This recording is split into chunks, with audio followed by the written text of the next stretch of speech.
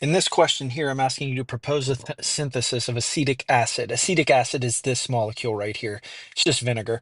Um, from formaldehyde, which is this molecule right here. So it's an aldehyde, and this is a carboxylic acid. But don't worry if you don't know how to name those things yet. You should, by this point in the book, know how to name formaldehyde, though.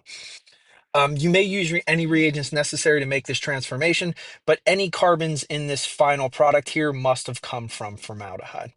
All right, so again, as we have been doing, we're going to work backwards on this. So the first thing I'm going to do is I'm going to evaluate how many carbons are in the final product. There's two versus how many are in the permitted starting material. There's only one. And we can see that those two carbons are bonded to each other, which means we're going to make some carbon-carbon bonds. And in the book, I've only taught you two ways to do this. That's Grignard's and organolithium reagents. I tend to like to use the Grignard reagents.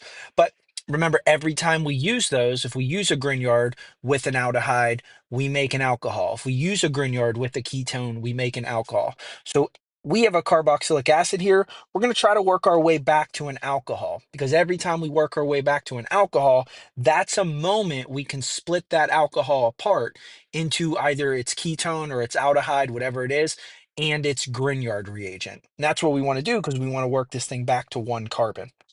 All right, so I'm going to redraw acetic acid here.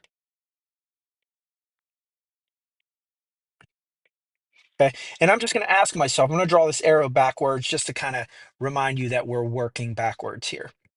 All right, so we have a carboxylic acid here.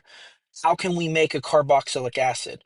Well, we know we can take the corresponding alcohol and react that alcohol with the Jones reagent. So in this example, our corresponding alcohol must have been this alcohol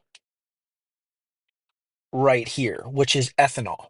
All right. And the way we do that, the way we turn that ethanol into the carboxylic acid is that's when we use that Jones oxidation, which is some sort of chromium reagent like chromium trioxide, acid, and water. All right. I won't write it out. I'll just write Jones. As I said, you could do in the book. All right. So now we have this alcohol, ethanol, and it's an alcohol. So this is a good time for us to take this molecule apart, right?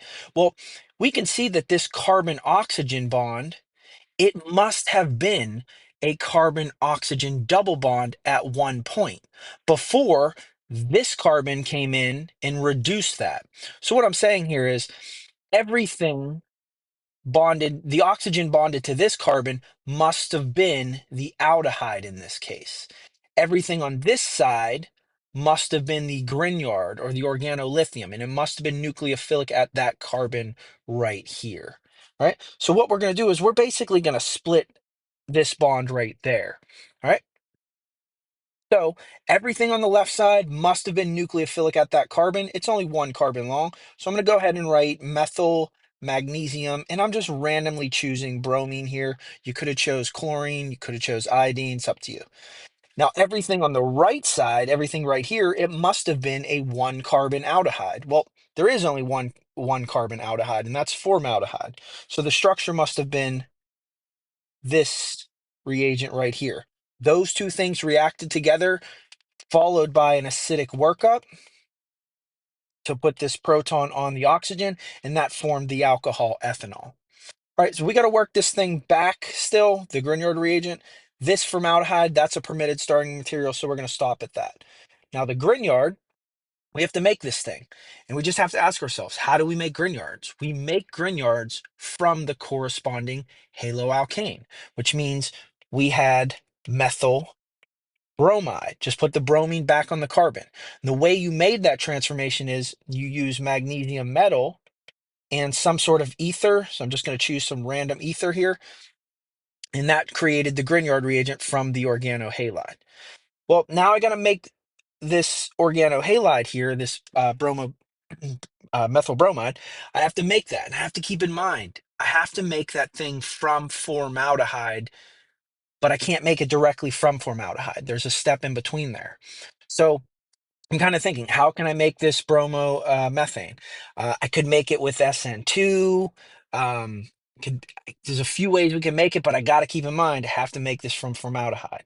So I'm thinking, why don't I just make it from the corresponding alcohol, which in this case would be methanol. Now this is nice because now I have the oxygen bonded to the carbon, which is what I'm trying to work my way back to. All right. How would I make this transformation? There's a lot of ways you could do it. You could use HBr. You could use PBr3 or SOBr2. Any one of those will make that transformation. So now I have methanol. And I have to keep in mind, I gotta make this thing from formaldehyde. And it's possible to do that. So if I have formaldehyde, how can I make methanol?